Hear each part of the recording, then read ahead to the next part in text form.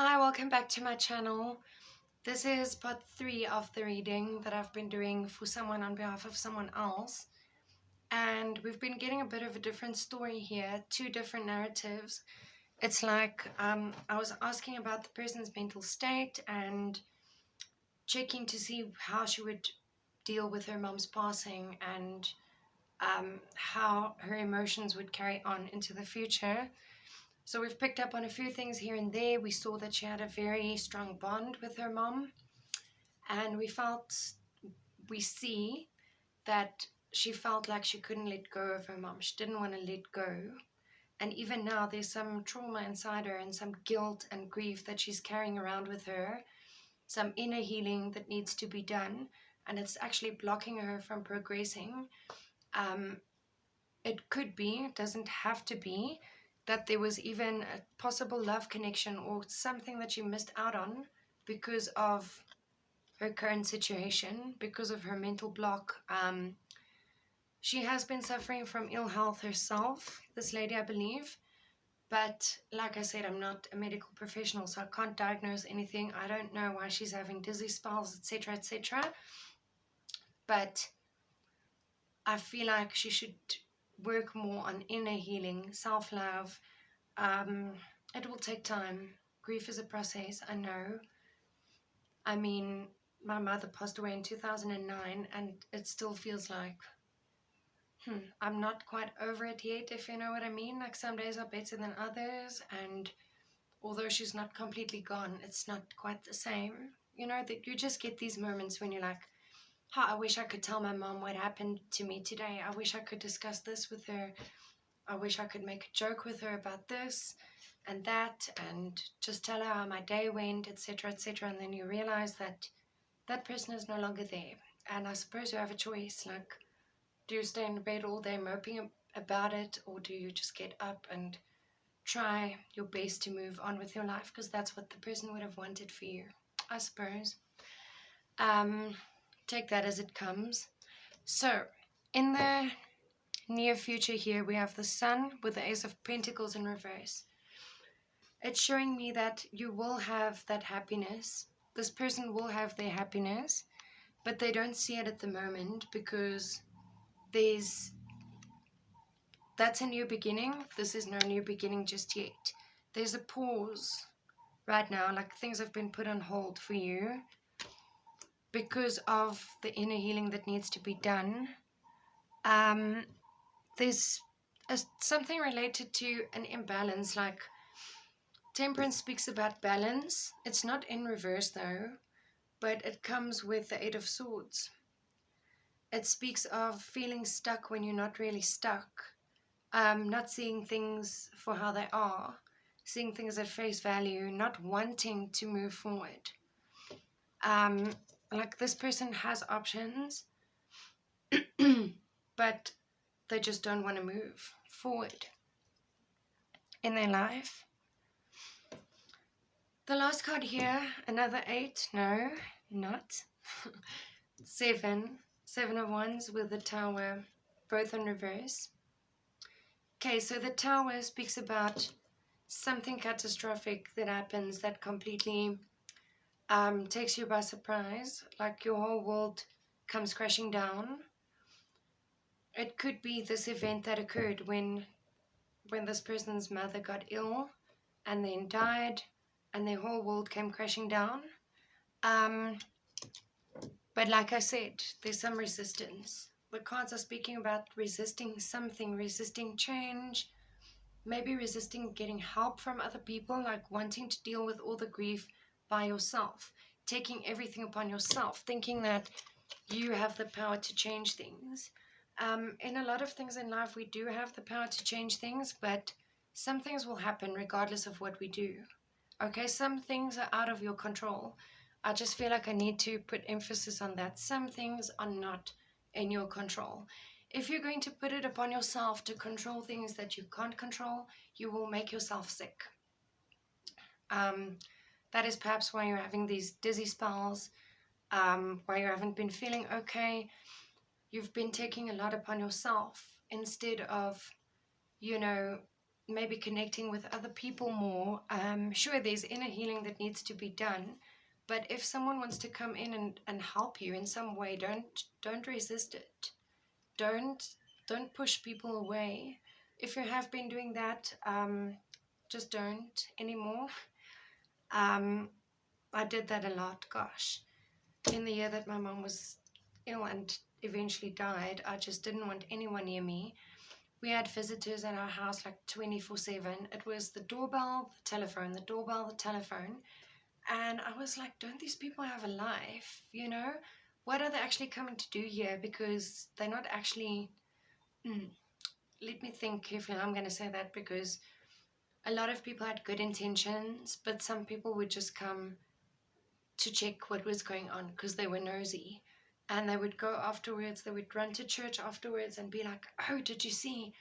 I went to Alta's house and she's bedridden now and she's wearing nappies now and her mother's nursing her and the maid's nursing her, etc., etc. And oh my gosh, Amy's lost so much weight and this and that and the other. But then there were a few kind-hearted souls who really took it upon themselves to help, who made home-cooked meals and dropped them off at our house because my grandmother couldn't cook. She was really looking after my mom and nursing her 24/7, where she was in her sick bed, or on her sick bed. You get what I'm saying.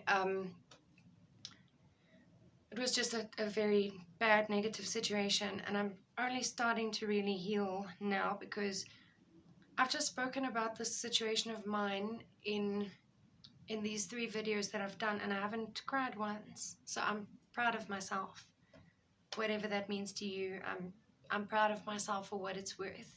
And I'm hoping that the person that this reading is meant for will also reach a point where they can say, I'm proud of myself because I dealt with all of this and now, I'm dealing with my own issues.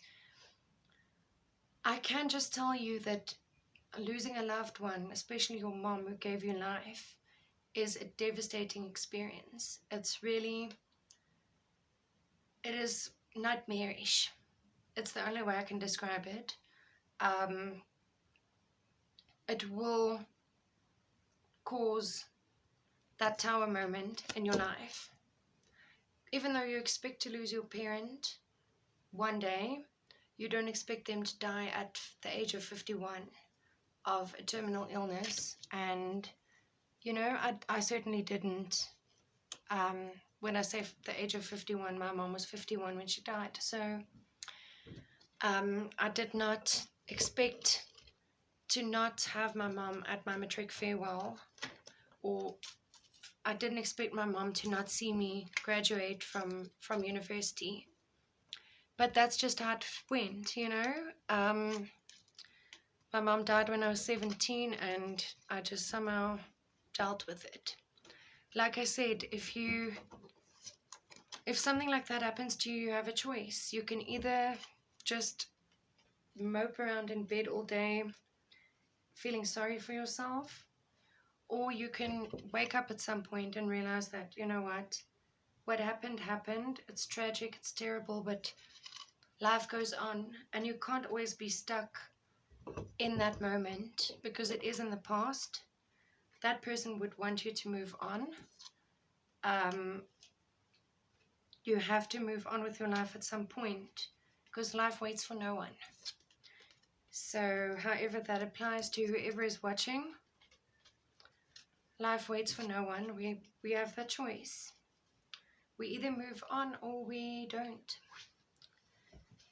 But some of us don't have a choice. We have to just keep moving, just keep going, try and stay positive. I'm just going to pull 3 cards for the general advice to see if everything's going to be okay. I mean, the future's not set in stone. Anything can still change. But I just want to see what the main thing was in this reading for this lady. Any advice that we can give her?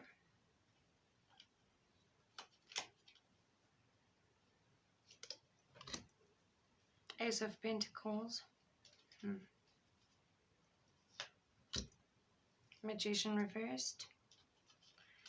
The same cards. Okay, so yeah. The bottom of the deck we have 10 of Swords. Feeling defeated, feeling like life has really dealt you some cards that made you feel like you have lost. You've lost the battle, feeling defeated, feeling like I've had enough. This is it. I can't go further. It is a very negative card, but like I said, we had the Sun in the main reading. So whatever chance this lady wanted to take, or whatever new opportunity she wanted to take that was put on hold, or she was reluctant to start afresh, that new beginning is coming. When I say new beginning, it doesn't mean something materialistic necessarily. It could mean a new frame of mind. She's clearing her head. Here's that same warning again, like you can't control everything. Try and be the master of your own destiny, because you can control quite a lot. Try and control the stuff that is in your hands, the stuff that you can control, but let go of the things you can't control, because you will make yourself sick. Don't be disillusioned. The Moon, things that are hidden, it's in the reverse, so it's like things may not be clear right now. Normally when it's like this in the upright, I don't know, it's debatable. You could see it as this or that, but the Moon is about things being hidden from you, illusions, dreaming, not seeing things for how they are, not seeing clearly.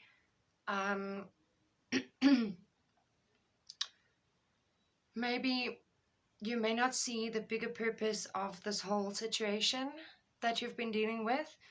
You may not realize how what happened needed to happen, but you will have that new beginning. Things are not clear at the moment, but all I can say to you, this person that this reading is meant for, I'm speaking to them, of course. All I can say to you is that you shouldn't give up. You shouldn't feel defeated. And wherever people are offering assistance of any kind, please take it, because you can't carry this burden alone.